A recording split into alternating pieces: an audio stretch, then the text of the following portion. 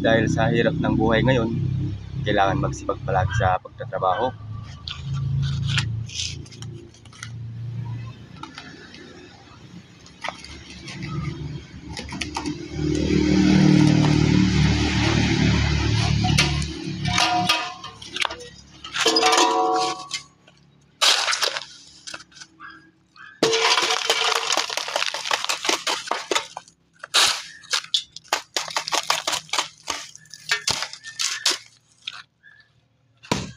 Sipag at tiyaga lang sa pagtatrabaho para may pambili tayo ng makakain sa araw-araw.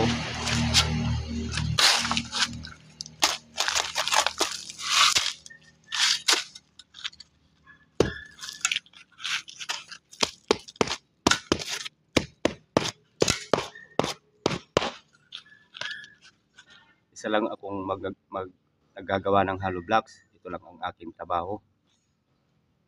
Matagal na din akong nagtatrabaho kaya sanay na rin ako sa ganitong trabaho. Kailangan mo talaga dito ng sipag at tiyaga palagi.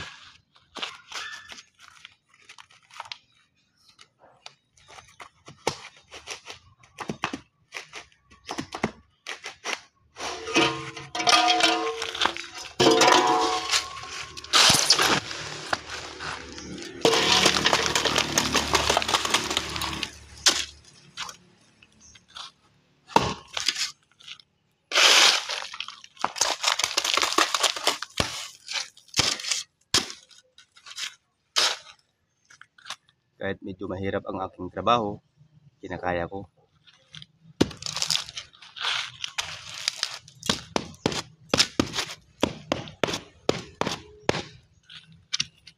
Hindi talaga natin may iwasan na mapapagod sa pagtatrabaho at tayo ay papawisan.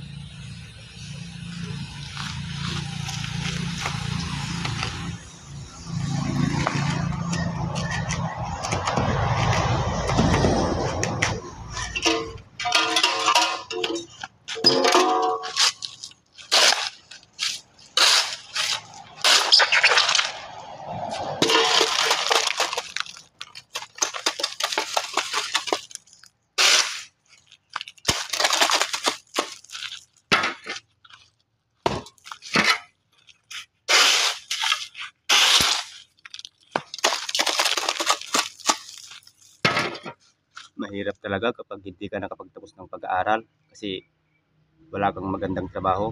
Pero kahit ganito lang ang aking trabaho, ang paggawa ng hollow blocks, ang importante, marangal at kumikita ako sa legal na pamamaraan.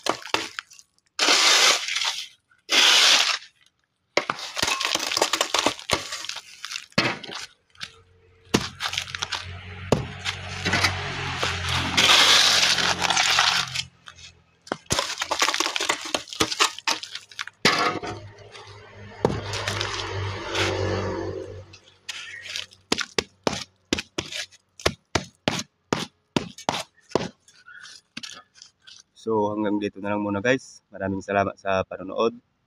And don't forget to follow and share.